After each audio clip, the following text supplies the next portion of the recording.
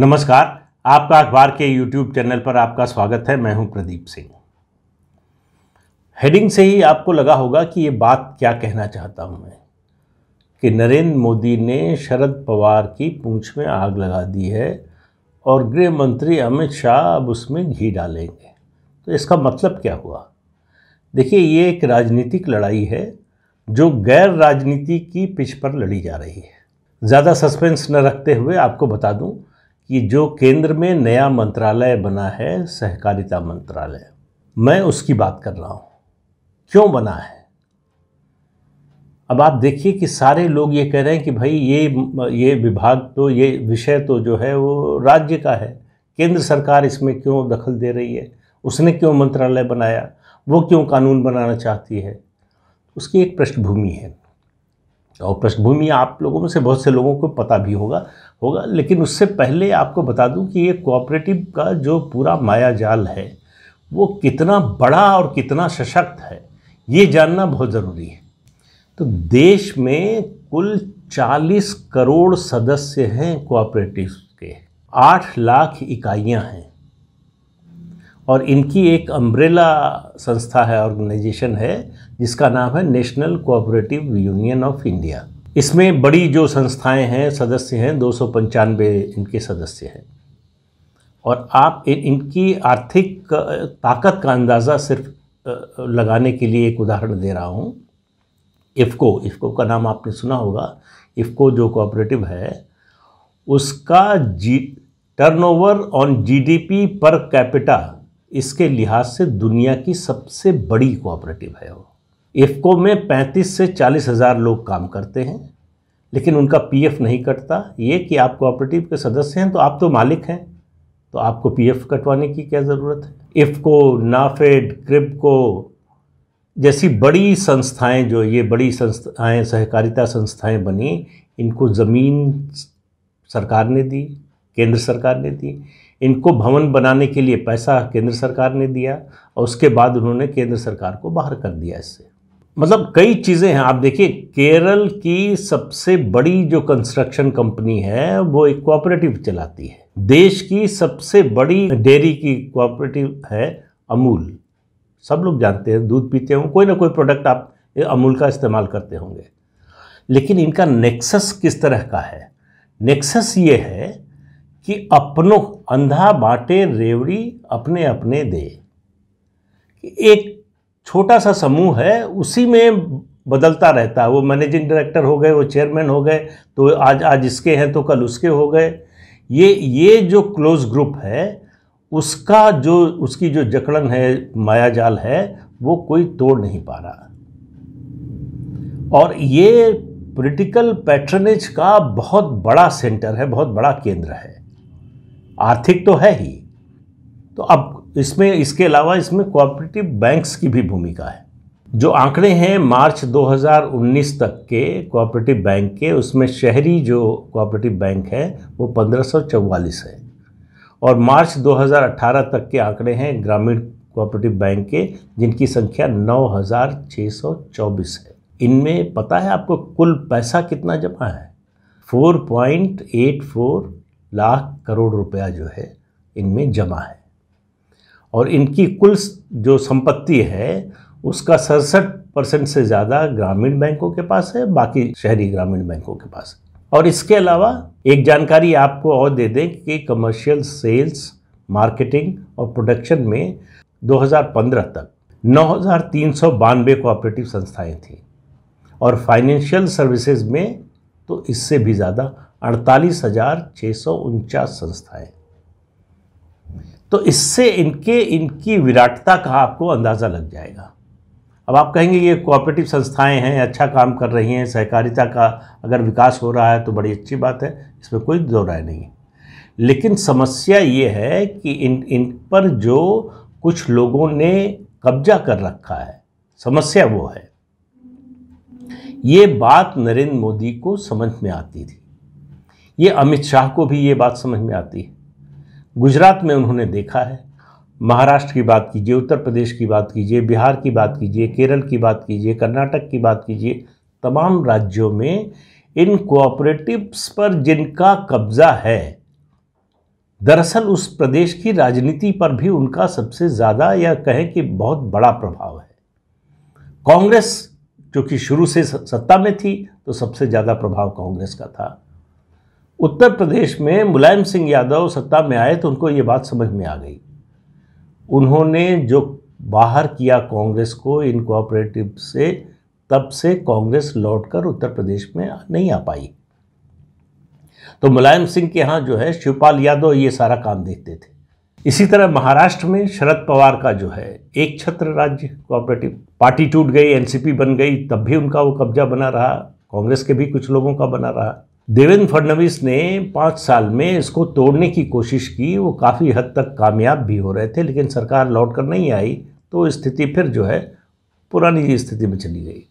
ये जो कोऑपरेटिव्स का पूरा जाल है, इसमें शरद पवार, चंद्रपाल यादव, विजेंद्र सिंह जो नाफेड के हैं, दिलीप संघानी, शिवपाल यादव, सिद्धारमैया जो कर्नाटक के मुख्यमंत्री थे कांग्रेस के, सुनील सिंह बिहार के हैं, ये तपेश्वर सिंह के बेटे हैं जिनको कोऑपरेटिव माफिया कहा जाता था।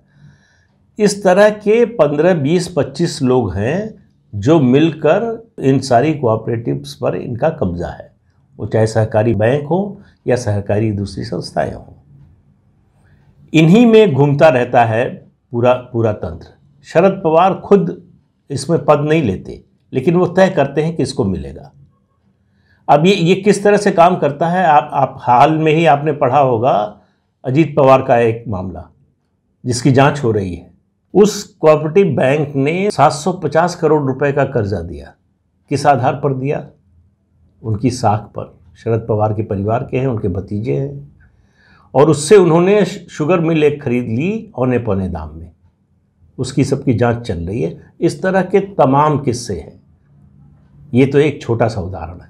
ये बात प्रधानमंत्री नरेंद्र मोदी और अमित शाह की समझ में आ रही थी कि अगर महाराष्ट्र में, कर्नाटक में, और आपको याद होगा अभी जैसे ही ये मंत्रालय बना, केरल से जो चेनिथल्ला का बयान आया, कांग्रेस के जो नेता हैं, अभी कुछ समय तक पहले प्रदेश अध्यक्ष भी थे, कि ये कांग्रेस को ख़त्म करने की योजना है। बिल्कुल सही कहा उन्होंने। दरअसल कांग्रेस मुक्त भारत का अभियान इस मंत्रालय के जरिए संपन्न होगा।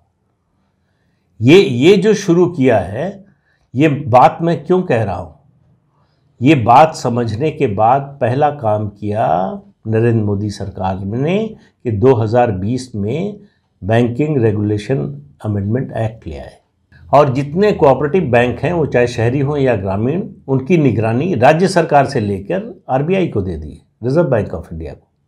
इस पे बड़ा हंगामा मचा, लेकिन कोऑपरेटिव बैंक जिस तरह से फेल हो रहे थे, दिवालिया कई हो गए, उसको देखते हुए ज़्यादा हल्ला नहीं मचा पाए, क्योंकि जो शेयर होल्डर है या जो खाता धारक है उसका हित सबसे पहले था। और आरबीआई एक स्वायत्त संस्था है, इसलिए ज़्यादा किसी को बोलने का मौका नहीं मिला। लेकिन ये करने के बाद फिर देखा सरकार ने, केंद्र सरकार ने, कि अभी वो पॉलिटिकल पैटर्नेज तो वैसे ही है, उसमें डायरेक्टर अपॉइंट होते हैं राजनीतिक आधार पर, दूसरे पदाधिकारी बनते हैं राजनीतिक आधार पर। तो सरकार ने एक और परिवर्तन किया, ये कर दिया कि कोई राजनीतिक नियुक्ति नहीं होगी इन कोऑपरेटिव बैंक्स के बोर्ड में। अब एक दरवाज़ा, बहुत बड़ा दरवाज़ा बंद कर दिया। और दूसरा काम शुरू किया जिसका कोई हल्ला गुल्ला नहीं हुआ, कोई शोर नहीं हुआ, आपने बहुत चर्चा नहीं सुनी होगी, वो था एफपीओ बनाने का। केंद्र सरकार को ये लगा कि ये चूँकि कोऑपरेटिव राज्य का मामला है तो इसमें एक सीमा के बाद दखल देना मुश्किल होगा, तो उसके पैरेलल जो है एफपीओ खड़ा करने की कोशिश हुई, फार्मर्स प्रोड्यूस ऑर्गेनाइजेशन।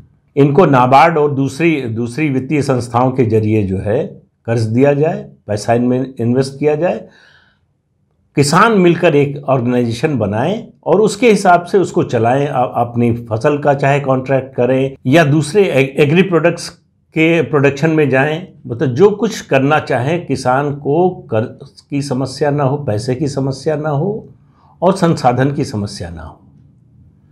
लेकिन कुछ समय बाद सरकार को ये समझ में आया कि ये दांव भी उल्टा पड़ गया।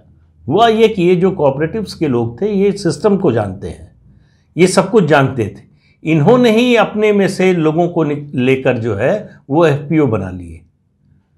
तो जो इनको रोकने के लिए, ख़त्म करने के लिए बनाया जा रहा था तंत्र, वो दरअसल इनको मजबूत करने लगा। तब सरकार को लगा कि अब ज़रूरत है कोऑपरेटिव मंत्रालय, ये मंत्रालय बनाने की। तो मिनिस्ट्री ऑफ कोऑपरेशन जो बना, अभी हालिया जो फेरबदल हुआ है, मंत्रिमंडल का विस्तार हुआ, पुनर्गठन हुआ है, उसमें उसका मकसद इस जाल को तोड़ना है। तो आप देख रहे हैं इसका असर क्या हुआ है। असर ये हुआ है कि पिछले 5 साल में 14 से 19 के बीच में, जब तक ये मंत्रालय नहीं बना था, जब तक बैंकिंग रेगुलेशन एक्ट में बदलाव नहीं हुआ था, जब तक कोऑपरेटिव बैंकों में राजनीतिक नियुक्तियां बंद नहीं हुई थीं, तब तक शरद पवार अमित शाह या प्रधानमंत्री से जितनी बार मिले होंगे उससे कई गुना ज़्यादा बार शरद पवार अमित शाह से मिल चुके हैं। उनकी सारी, आप देखते होंगे जो वीडियो आता है, चित्र आता है गृह मंत्री के साथ या प्रधानमंत्री के साथ, उनके हाथ में एक फाइल ज़रूर होती है, फोल्डर लेकर जाते हैं। उनकी सारी समस्या, उनकी चिंता इसी बात की है। ये जो कोऑपरेटिव्स के बारे में किया जा रहा है, इस मंत्रालय के जरिए जो कदम सरकार उठा रही, केंद्र सरकार, ये जो उन्होंने दशकों में तैयार किया था, अपना किला बनाया था, वो ध्वस्त होने वाला है। तो इसलिए आप देखिए कि सोनिया गांधी के साथ जो वर्चुअल मीटिंग हुई विपक्षी नेताओं की, उसमें शरद पवार ने सबसे बड़ा मुद्दा जो उठाया वो ये कहा कि भाई ये कोऑपरेटिव तो जो है ये राज्य का विषय है, केंद्र सरकार इस पर मंत्रालय और कानून क्यों बना रही है, इसका विरोध होना चाहिए। कांग्रेस में चूंकि कोई ताकत नहीं है, जेनिथल्ला ने जो कहा उसको आगे बढ़ाने वाला कांग्रेस पार्टी में कोई है नहीं। इसका मुद्दा ये ज़रूर सिद्धारमैया और डीके शिव कुमार ने भी उठाया, लेकिन उनको अपने आपसी झगड़े से फुर्सत नहीं है। तो इसलिए जो है ये मुद्दा उस तरह से शरद पवार जिस तरह से उठाना चाहते थे, इसको बड़ा मुद्दा बनाना चाहते थे, वो बन नहीं पाया। लेकिन इस पर काम शुरू हो गया। जो केंद्र सरकार काम कर रही है और ये मंत्रालय जो काम कर रहा है, वो धीरे धीरे धीरे धीरे ये एक तरह से ये जो गठजोड़ बना है, नापाक गठबंधन बना है कुछ नेताओं का, कुछ लोगों का कोऑपरेटिव्स पर कब्जे का, और बहुत जल्दी आपको सुनने को मिल सकता है कि एक बहुत बड़ी कोऑपरेटिव के चेयरमैन को जेल भी हो सकती है। कई लोगों के घोटालों की जांच हो रही है और जांच बहुत ही एडवांस स्टेज पर है। अभी आपने मुश्किल से महीने भर पहले एक फ़ोटो देखा होगा कि इन बड़ी कोऑपरेटिव्स के जो चेयरमैन, मैनेजिंग डायरेक्टर हैं, ये लोग गृह मंत्री अमित शाह से मिलने गए थे ये मंत्रालय बनने के बाद। उन चेहरों को बहुत ध्यान से देख लीजिए, उनमें से कुछ लोग अभी बहुत जल्दी जेल भी जा सकते हैं। तो इसकी भी तैयारी हो रही है। और घोटाला कोई 100 करोड़, 50 करोड़, 200 करोड़ का नहीं, हजारों करोड़ के घोटाले हैं। जिस तरह से कुंडली मारकर इतने बड़े संसाधन पर देश के बैठे हुए हैं ये लोग, उससे ग्रामीण विकास में सबसे बड़ी बाधा अगर आप कह सकें तो वो इन लोगों के कारण हो रही है। सरकार संसाधन मुहैया कराती है, पैसा मुहैया कराती है, कानून बनाती है, नियम बनाती है, किसानों की सुविधा के लिए जो है जो भी कदम उठाए जा सकते हैं उठाती है, और सब कुछ केंद्रित हो जाता है कुछ लोगों में। उसका फ़ायदा उनको मिलता है जो उनके साथ होते हैं, जो उनके लिए काम करने को तैयार होते हैं राजनीतिक रूप से, जो उनके दूसरे धंधों में सहायक होते हैं, उनको फ़ायदा मिलता है। तो इस तंत्र को तोड़ने की कोशिश हो रही है। बहुत से लोगों को लगता है कि सरकार ने किया क्या। ये सरकार ऐसे ऐसे दूरगामी कदम उठा रही है जो आगे आने वाली सरकारों के लिए सरकार चलाना, पारदर्शिता से सरकार चलाना, भ्रष्टाचार को न्यूनतम स्तर पर लाना, ये सब सहज कर देगी। वो चाहे बेनामी संपत्ति का कानून हो या कंपनियों, सरकारी बैंकों से कर्ज लेकर और उसको हड़प जाने वाले उद्योगपति रहे हों। अब जो कानून बन गया उसमें अगर आपने सरकारी बैंक से कर्ज लिया है और नहीं लौटाया है तो आप, वो कंपनी आपके पास नहीं रहेगी, ये सुनिश्चित हो गया है। उस कर्ज की कितनी वसूली हो पाएगी नहीं हो पाएगी अलग मुद्दा है, 100% तो नहीं हो सकती है, लेकिन जो भी हो, सब डूबने से बेहतर है कि कुछ जो मिल रहा है। लेकिन भविष्य के लिए क्या हो रहा है? भविष्य के लिए ये हो रहा है कि अब किसी उद्योगपति की ये हैसियत, ये औकात नहीं हो पाएगी कि वो कर्ज ले सरकारी बैंक से और उसको हड़प जाए और कंपनी भी उसकी बनी रहे। ये नहीं होने वाला। तो इस तरह के जो तमाम कदम उठाए जा रहे हैं कोऑपरेटिव्स पर, अगर ये जो तंत्र काबिज है, इसको अगर तोड़ने में सरकार कामयाब हो गई तो आप देखेंगे कि ग्रामीण विकास के क्षेत्र में एक नई सुबह आपको नजर आएगी। तो इसीलिए मैं कह रहा हूं कि शरद पवार इन सब के सरगना हैं। शरद पवार के यहाँ सब हाजिरी बजाते हैं। उनको मालूम है कि सबसे ताकतवर आदमी इस मामले में वही है। कांग्रेस और एनसीपी का राजनीति की सारी फंडिंग जो कोऑपरेटिव शुगर मिल्स हैं उनके जरिए होता है, कोऑपरेटिव जो ग्रामीण और शहरी ग्रामीण बैंक है उनके जरिए होता है। उस सप्लाई लाइन को सरकार काट रही है। मोदी की सरकार जो है और अमित शाह मिलकर उसको बंद करने में लगे हैं और उसका असर आपको दिखाई देगा। इसीलिए मैं कह रहा हूं कि ये कांग्रेस मुक्त भारत का असली अभियान जो है वो राजनीतिक रूप से जो लड़ा जा रहा है वो तो उसका फैसला तो जनता करती है, वोट देगी नहीं देगी वो जनता की मर्जी पर है। लेकिन ये जो हो रहा है, ये जो तंत्र विकसित किया है 70-75 सालों में इन लोगों ने, उसको डिसमेंटल किया जा रहा है, उसको ध्वस्त किया जा रहा है। और आप देखेंगे कि ये काम जो है बहुत तेजी से आने वाले दिनों में होने वाला है और उसका असर भी दिखाई देना शुरू होगा। तो आज के अंक में इतना ही। अगले अंक में फिर मिलेंगे किसी नए मुद्दे के साथ। तब तक के लिए इजाज़त दीजिए। नमस्कार। जाते जाते आपको याद दिला दें, ये चैनल देखिए, शेयर कीजिए और सब्सक्राइब ज़रूर कीजिए। हाँ, आज सुबह से मैंने एक दिन में 2, बहुत से लोगों की मांग थी कि 2 वीडियो बनाइए, शुरू किया है।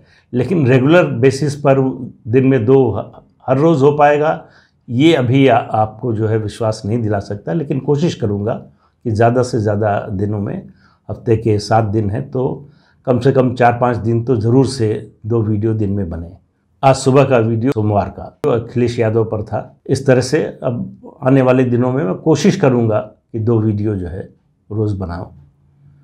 आपका सहयोग रहा, आपका स्नेह रहा तो सफलता भी मिलेगी। नमस्कार।